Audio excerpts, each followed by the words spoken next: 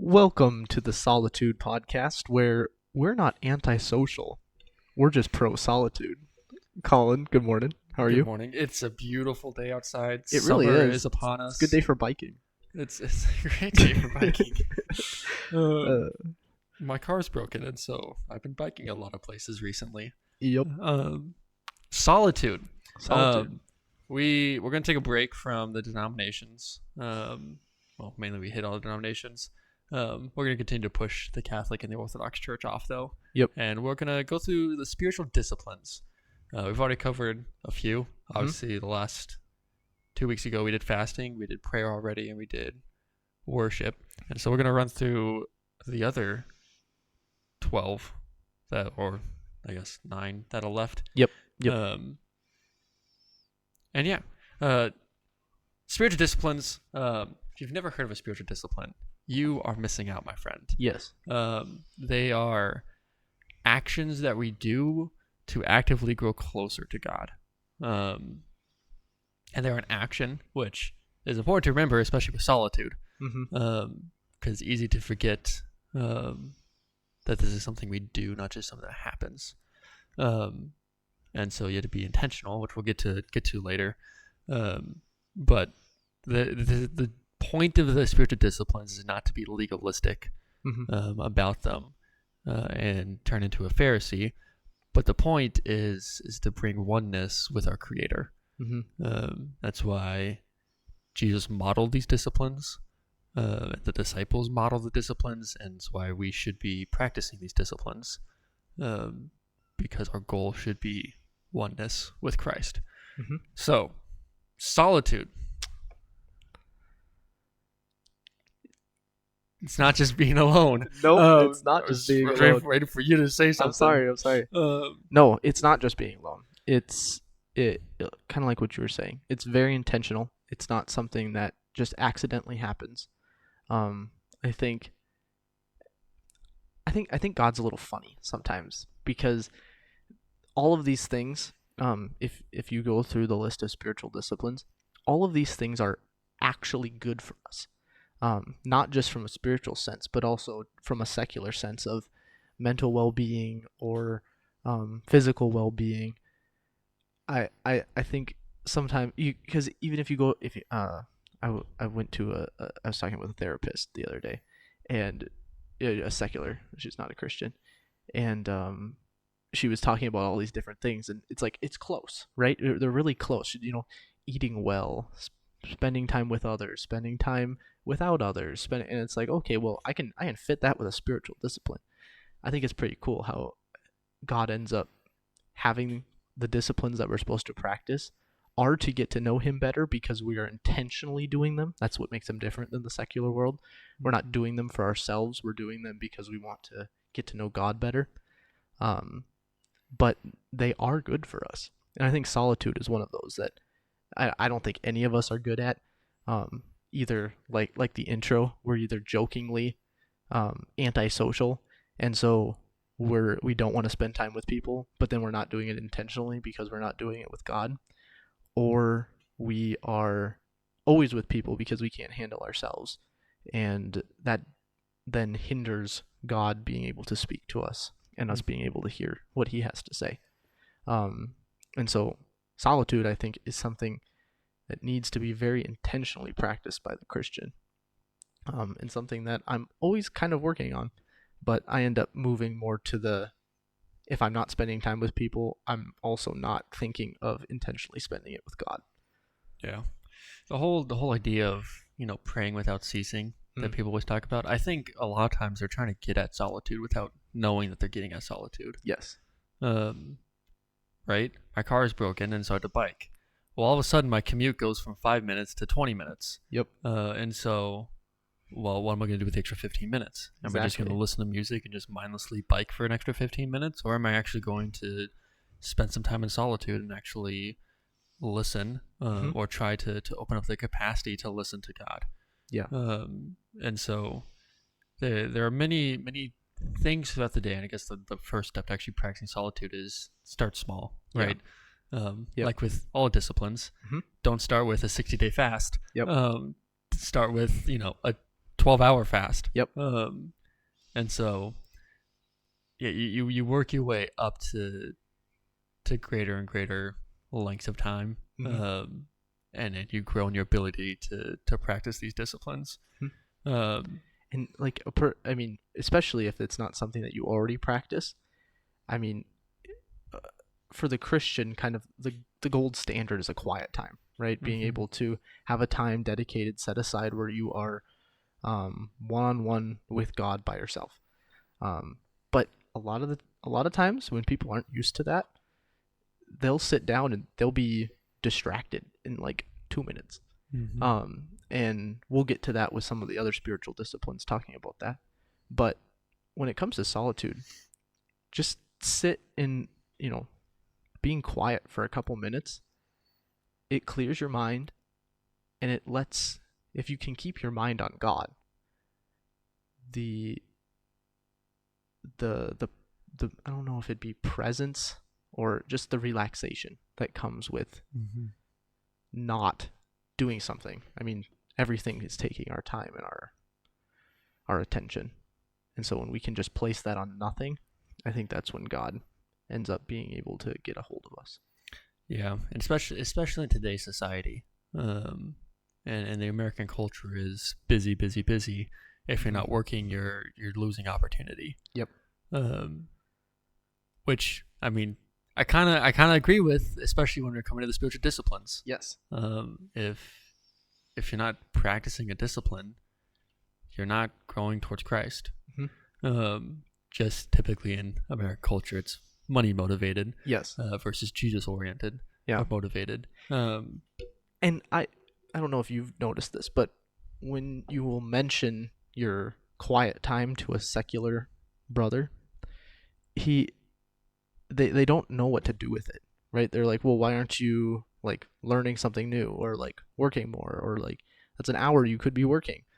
And it's like they just don't understand the aspect that I want to grow to know Jesus more. And since they don't have that, it's not laziness.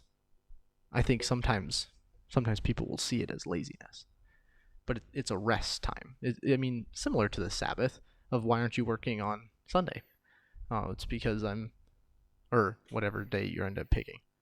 It's because I want to intentionally set aside a time for God. Same with solitude. It's a time I'm setting aside to give to God. I don't know if give is the right word, but yeah. I mean, the Sabbath isn't a discipline because the Sabbath is commanded. Yeah. And on the Sabbath is when you have the opportunity to practice these disciplines better than you would throughout the week. Yes. And I don't know, we see with Jesus all the time. And we kind of got at this in one of the episodes. I don't know if it was prayer or what, worship, or maybe it was the Sabbath one. But the idea of like, right, in America, typically, we get 2 weeks off of a year for vacation. Yes. And the go-to is, let's go do something fun. Well, go spend a week alone in the woods with God. Yep. If you're not a nature person, then don't do it. Go spend a week alone somewhere else. But like, go and actually have a time of solitude for an extended period of time. And I mean, that's very scriptural. I mean, Jesus spent 40 days in the wilderness before he started his ministry, and we're worried about 2 hours. Yep. He spent the whole night alone in solitude with God before he chose the 12. And so we see these pop up in scripture over and over again. And some were based on grieving, like when John the Baptist died. He went and spent time alone in the garden. He spends time alone because he's grieving of what's about to come. But we see it on the flip side. And so, I don't know, it's lost on us today, 100%. And I think it's something we all struggle with, growing up in a society that is pushed for, you need to be working 24/7. And I definitely feel that. I don't know. I think a person can tend to feel lazy when you're resting. But I think once you can figure out the intentionality behind why you're resting, and you're not just doing solitude for the purpose of yourself, but you can do something. Because there's a difference between going to the woods and going camping, and going in the woods to talk with God. You're still camping, but the reason you're going out there is different. You're going out there to get closer to God, not just have fun. Mm-hmm. There's a slight distinction between silence and solitude. They're very connected, obviously. Okay. But silence creates in us, I'm quoting Richard Foster here, silence creates in us an open, empty space where we are unable to become attentive to God. And how we need such open spaces in our modern techno world with its relentless barrage of sound and fury signifying nothing. Indeed, many people today have become little more than walking towers of Babel. And to me, it's striking. The visual image of silence is how we open up a cavity to let God in. Because without having a time of silence and solitude to actually create an opening, God can't come in at all. And so what's the point of the quiet of having a silent solitude that's away from distraction? Well, it's to actually open up some free space in your mind and your heart to actually allow the Spirit to enter and start to work in you. And without that opening, well, he kind of just gets thrown on top. And I don't know if you fill up a cup with sand. Yep. If stuff's still on top, that sand falls off immediately. Yep. You need to create an opening in the cup to fill it. So I don't know, it's one of those disciplines that I think it kind of scares us a bit. Yeah. Because silence is scary. Our own thoughts are scary. And so we typically just ignore it, and we kind of feel the buzz. And especially our generation, it's true. With social media, man, our attentive spans have just plummeted. Yep. And you hear all the old people complaining about our generation. That's funny. Over and over again. And I mean, it's true. The iPad kids are a thing where I can just give my kid an iPad and that would stimulate his brain. Yep. Well, and he'll be quiet. He will, but you're sacrificing. I mean, what are you filling your cup up with? Yep. You're filling up with a bunch of videos that aren't really lasting versus an actual relationship. I mean, this just translates even to adults too, and you see this all the time. Definitely. I can watch a TV show on a Thursday, Friday night instead of going and actually hanging out with people. Yep. And introvert me thinks that's the best thing ever. Yes. But we need that social interaction. The same way we need Jesus. Yes. And man, the TV show seems so great on a Friday night. Yep. Grab some popcorn, some ice cream, and sit down, watch some movie. Or, I could sit down and actually sit in silence for an hour. Yep. One of those seems way more enticing than the other, and I think that's why I really struggle with this idea of solitude and the idea of silence. I do too. It is because our brains like to be stimulated, and we have found a technology that can stimulate our brain at the touch of a button. Yep. And so it's so easy to just distract ourselves.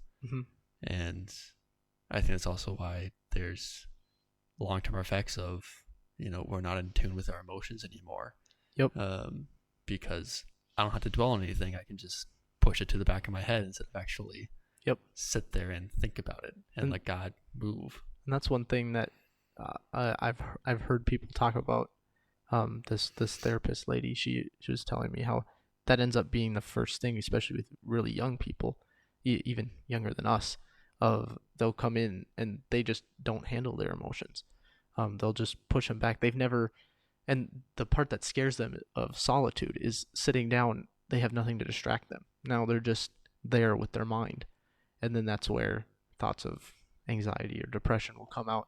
And then, then she has to figure out how to help them. But I think, again, God giving us these good things to help us deal with it. Solitude is what helps me when I have those types of thoughts, because I can take them to God and I can think them through, not in a bubble, but with Him, rather than me just keep pushing it back, and then suddenly it hits me a couple months later, and it's like, holy cow, I never dealt with that thought. We have to be able to control our emotions, because emotions are very powerful things, and they will control you. But it just matters how much control you end up giving it. And if I don't take a time of solitude to let Jesus in at all, Yeah. I'm never going to let Jesus control. No. And He's the one that actually knows how to help me through all these emotions. Mm-hmm. And if I don't make space for Him by having some silence and solitude, man, I'm never going to get back on track. Mm-hmm. And so, I don't know, I love running for that reason, because running for me turned into that, especially throughout college. That was my time to get away from distractions. Mm-hmm. Besides the distraction of my body telling me that it's dying. Yeah. But that's why a lot of people like exercise. That's why a lot of people go to the gym. Mm-hmm. I think there is something intrinsically interesting about silence. Mm-hmm. And solitude that draws us in, but then we get too scared to actually fully commit. Yeah. And so working on that and actually opening up to the idea of silence, man, it is life changing. You know, I think back on the times that I needed God most, and actually, finally spent some time in solitude, were the most joyous times of my life, or turned into the most joyous times of my life, just because I'm actually letting God in and letting Him work, rather than just trying to do it myself. And it's easy to be like, oh yeah, I'm praying to let God work. Yeah. But are you actually letting Him work? Yeah. Are you actually giving Him opportunities to come in and change you? And if you're not working in solitude, you're not going to have those opportunities. Do you find running still to be the main time that you will do something like that? Yeah, it's changed slightly. Because obviously I'm not running for competition anymore, so I'm running less. But I think that's why I'm still drawn to running. I know some people, they finish their track careers or their cross country careers and they're just done after college. 12 years of competitive running is enough for them. Yeah. But for some of us, we still get drawn to it. And for me, it's not the adrenaline rush. It's not. It really is I'm alone. It's just me. Yep. And no one's gonna mess with me when I'm running. Yeah. And so it is a way to get away from the distraction of the world. And so I still do run because of it. And there's been other exercise, other hobbies I've picked up. A lot of it's turned into walking because that's easier than running. Yep. But it still accomplishes the same thing. Yeah.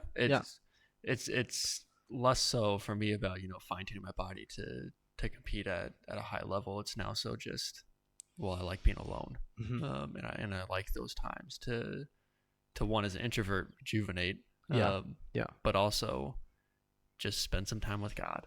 And that by far is the most rejuvenating part of it. And so I don't know, there's different ways. I know somewhere Foster talked about, when you wake up in the morning, just sit in bed for an extra couple minutes before the rest of the family gets up and before the house gets busy. I know my dad likes those morning times because the house is quiet. Now it's quiet all the time because all the kids have moved out. But I don't know. There's something in just comforting without, especially in the morning, knowing that the sun's about to come out. It's comforting knowing that that's how you start your day. And so there's different you hit traffic on the way to work. What are you going to do? You're going to be mad and be anxious that you're going to be late to work? Yep. Or you're going to calm down and just spend a few minutes in solitude? Yep. I don't know. That's where you get the pray without ceasing. It's less so about the prayer and more so about the seeking God constantly. At least that's my interpretation. Yeah. And I don't know. You don't have to talk. You don't have to listen in solitude. It's opening up a space to allow God to come in. Mm-hmm. We'll get to meditation later, and that's where you actually start listening to God, and prayer is when you're talking to God. Mm-hmm. And so solitude is the in between of preparing to listen. Yep. And so, yeah. Anthony of the Desert. What a guy. Gosh. I think I could just read this whole thing. It's like a page. Yeah, do it. I thought that was good. Anthony of the Desert, also known as Anthony the Great, Saint Anthony, Anthony of Egypt, or Abba Anthony, is the most well-known of the Desert Fathers. The Desert Fathers were Christian hermits that are thought to have been the first Christian monks, with Anthony being considered the father of monasticism. Oh, big word, Isaac, help. I have no idea. Maybe like monastery, like something like that. Yeah, I'll look it up really fast. Monasticism. Spell. MONASTICISM. It is. Google doesn't know. A way of living that is religiously isolated from other people and self-disciplined. Okay, Monks, he's the monks father and of nuns. monks. Yeah. Okay. Yeah. Fancy. Thank you for going on with us on that one. That was kind of fun. Welcome to Colin Learns How to Read. And Isaac learns how to Google. Holy cow. Anthony was born into a wealthy family. When he was 20, both of his parents died, leaving him with a vast inheritance. However, upon hearing Matthew 19:21, Anthony took literally Jesus' calling to give all possessions to the poor and follow Christ. Anthony initially moved to the outskirts of town, but as word spread of his wisdom and the hearings people experienced through him, he gradually retreated farther into the desert for fear of becoming prideful of all the people worshiping him instead of God. At one point, he even lived in a secluded room for 20 years, relying on his friends to bring him bread. Dang. Of solitude, he is known to have said, quote, "Just as fish die if they stay too long out of water, so the monks who loiter outside their cells or pass their time with men of the world lose the intensity of inner peace. So like a fish going towards the sea, we must hurry to reach our cell, for fear if we delay outside, we will lose our inner watchfulness." St. Anthony strived to live a continual sacrifice as an alternative type of martyrdom. He lived healthily to the age of 105. Even in death, he chose humility by being buried in an unknown location instead of having his body mummified and displayed in a place of honor, as was the practice in Egypt. That's a little on the extreme side. Right. But that's the idea. Yes. Yeah, that's the all the stories in this are always like the guy that does that. That's like his main thing. Yeah. Right. Yeah. We all have strengths and weaknesses. Yeah. Anthony's gift was obviously solitude. Yes. And meditation, and the inward disciplines. Others might be the outward disciplines or the corporate disciplines. And so, obviously, not everyone's called that way of life. Yeah. But we are all called to solitude. Yeah. And Anthony is an example for us to look towards, as well as Christ himself. Yes. We already mentioned some of the ways Christ spent time alone. But, Yep. I know it's. I always like hearing those stories. Like I like heroes of the faith, or I think that's super interesting. That someone is so passionate that he's going to spend 20 years in a what he called a cell. For God, to get to know him better. Yeah. And I won't spend 20 minutes. Yeah, the first 3 centuries, there's a lot of great heroes of faith back then. As well as, obviously throughout church history. Yeah. But I don't know, the early church is so intriguing to us because it's so different. Yeah. Right? They didn't have the distraction of their phone and social media being one click away. Yeah. They didn't have the distraction of thousands and thousands of people around them 24/7. Mm-hmm. They weren't as connected as we are now. They can hop on a plane and be in New York in 2 hours. Yeah. Right. And so I know they weren't as connected. So they got to spend a lot more time alone in solitude. Mm-hmm. And so learning from them and seeing their faith grow because of it is super cool to see. Yeah. And so Anthony of the Desert is the It's so cool. portrait of solitude. Anthony of the Desert. And so I don't know. Solitude is one of those things that Mm-hmm. we all can grow in, but all need to grow in. And man, isn't God good because there's grace when we fail. Yeah, 100%. And mercy when we fail. I think mercy is the actual right one there. Yeah. But look at me just giving to the confusion of grace and mercy. If you have problems practicing solitude, email the podcast at Theo-Doxan.org. It's in the description. and we'll try to help you. We are not perfect, and we still have trouble figuring out how to do this. For me, it changes quite frequently how I end up practicing solitude, but it's still something that I very intentionally try to do, and so we can try to help you. Yeah. Yeah, a lot of. I mean, your patience will grow as you grow in solitude. Mm-hmm. I think that's one of the big ones. Yeah, definitely. And so, if you've mastered solitude, if you are Anthony in the Desert Part 2, also email the podcast because I want to know your secrets. Yeah. Their secrets probably they just got rid of all their technology around them. Yeah. Okay. Yeah. That might be another podcast episode. Should we get rid of these? Is this detrimental to my spiritual health? Yeah. That's a hot topic. I might go on that one. We can add that to the Hot Topic podcast. So there we go. Get that list. If you've listened this far, yeah, you should email the podcast eraser. Ooh. Because you need to erase all the distractions in your life. I guess that's pretty good. There you go. So eraser, There we email go. us. Shout out to Josiah and Emma again for Heck emailing yeah. us. More people should email us. Yeah. If you've never emailed us, you should email us. Yeah. Mom. Yeah. Sheesh. She texts me all the time. Instead of emails me, she's like, "I'm never gonna email. I'm just gonna text you instead." That's ridiculous. Even my sister emailed the podcast. Mom, come on. I'm not gonna get into that. I mean, your mom hasn't emailed the podcast either. It's true. I don't think she's listened, which is kind of sad, but whatever. Wow. Does your mom even love you? I don't know. Maybe you should have got her a better gift for Mother's Day. I guess. Anyway, Isaac, have you seen those colors The recently? The ones that are like colorful? Yeah, the